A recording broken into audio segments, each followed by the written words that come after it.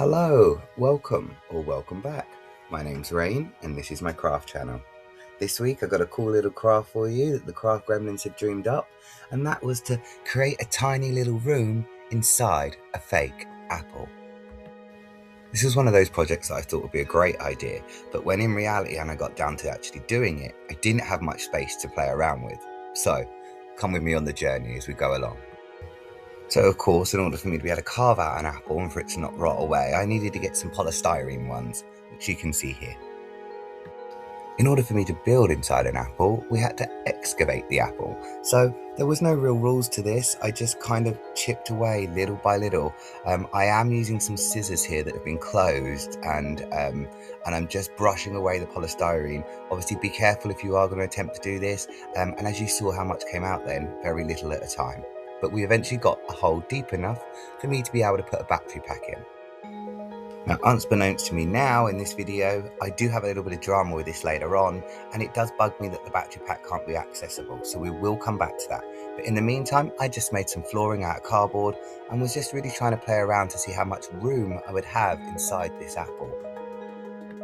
You may have also noticed that I've attached a switch there to the battery pack, just so it's easy access and that you're able to be able to turn the lights on and off on the side. Here I am just making that flooring reinforced, cardboard flooring reinforced with some coffee stirrer sticks. A tip and trick that I have used in many videos now. Once I was happy somewhat with the bare room that I had there, I needed something to cover all the polystyrene to stop it chipping away or coming apart. I used hole filler for this, just normal white wall hole filler, and just went round and gave the inside of the apple a thin coat, so it would give me the texture and the look that I was looking for without any of that polystyrene coming away. And move on to the fireplace. So initially I just thought, you know what, this would look cute with like a little brick fireplace. So I built just a square little brick fireplace, cut out some little bits of card to act as the fake bricks on there. Next, I'm just using the same method I've used many times before, and that's just to take some tracing paper, paint some fire colours on to create a fireplace. And there I've added a small grate and also a mantle for the top.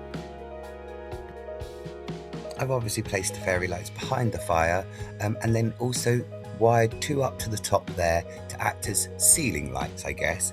I've covered these with some little yellow beads just to give off a yellow warmer light than what the white lights were giving me.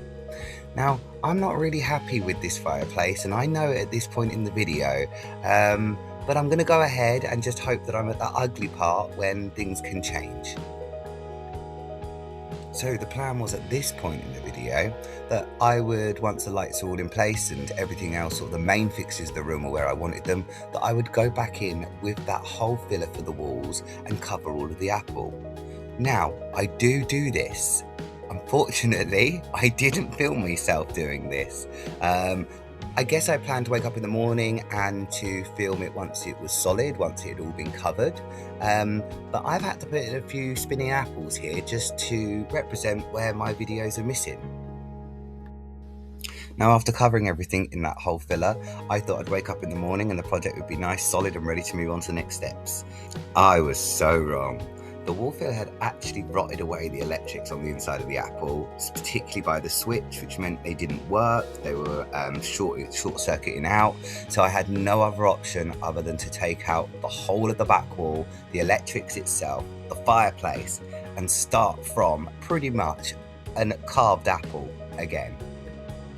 Now, if I'm honest, it didn't take too long to get those electrics out and scrape away the bits that I didn't want anymore. There's the fireplace, and here's the inside of the apple, the hole where the switch will go. But in order to learn from our mistakes and to make this a little bit better, the one thing that was bothering me is that I couldn't access the battery pack in this project. So I do go ahead and cut a hole in the bottom of the apple in order to be able to create a place where the battery pack can come in and out.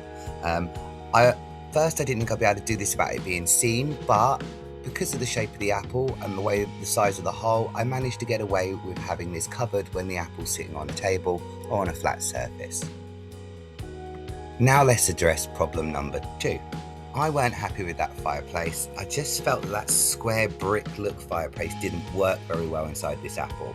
So I figured what would be better than an apple having an apple core fireplace. So Here I am, just trying to stretch out what I thought an apple core fireplace would look like, and hoping that by putting in a fireplace with this shape and this manner, it would tie it into the project a lot more. And I guess make more sense than having a fire brick fireplace inside an apple, as much as having a fire inside an apple can make sense.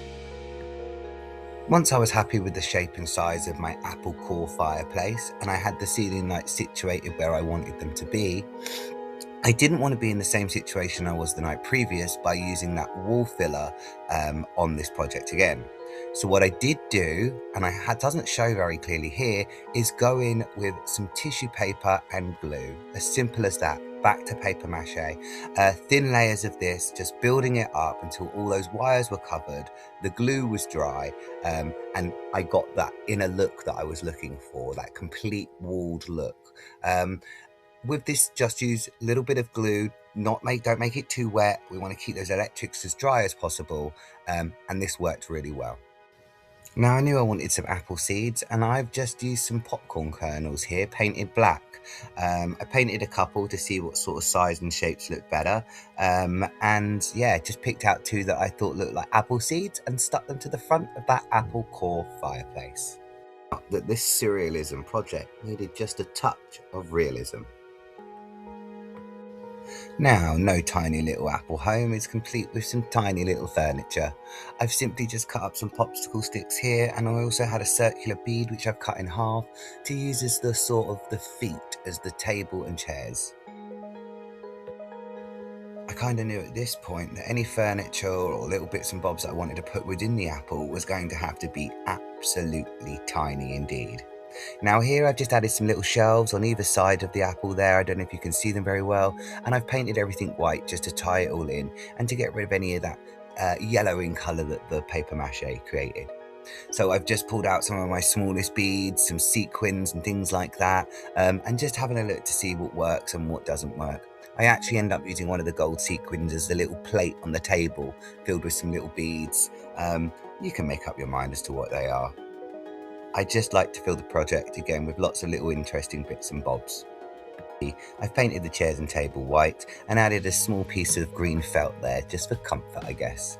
Now I've placed down a little red rug made out of red velvet, again just trying to give me an idea of where things are going to go, how things are going to look, and how much I can actually squeeze in this without making it look overloaded. I glued some little round circular beads on top of some iron beads to look like pots and put these on the shelves, and I also made some other little beads, put some little greenery on top of other little beads to make them look like plant pots inside. But just play around, use what you have. I had a little shell there, I thought it would work, and added in some of those little beads with the plants on that I just talked about there at the back of the room. Here we are, just sticking that rug down now I knew where I wanted it to go. And we are almost there with furnishing this tiny little apple.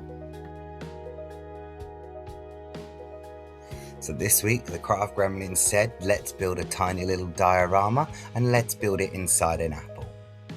Hopefully they are satisfied with the outcome. I even managed to find some little tiny slices of apple that I could add to the table there.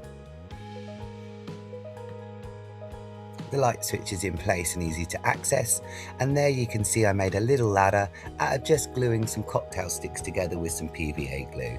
Quite a simple ladder, but I felt that it needed it just to finish off or complete this project. Now, if you have made it this far in the video and you've enjoyed watching me make this little diorama inside a fake piece of fruit, why don't you go ahead and hit that subscribe button, and maybe you can catch another crazy craft next week.